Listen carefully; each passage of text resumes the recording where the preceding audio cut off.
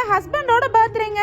நானும் ஒரு மாசமா என்ன தீம்ல கேக் பண்ணலான்னு மண்டைய போட்டு உடச்சிக்கிட்டு இருந்தேன். அவங்களோட பர்த்டேக்கு 2 நாளைக்கு முன்னாடி தான் திடீர்னு ஒரு ஐடியா வந்துச்சு.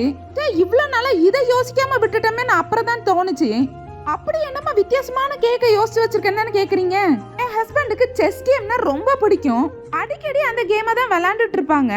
சரி, அந்த தீம்ல கேக்க ரெடி பண்ணிரலாமேன்னு நினைச்சா கேக்கு மேல வைக்க வேண்டிய காயினோட மோல்டு என்கிட்ட இல்ல.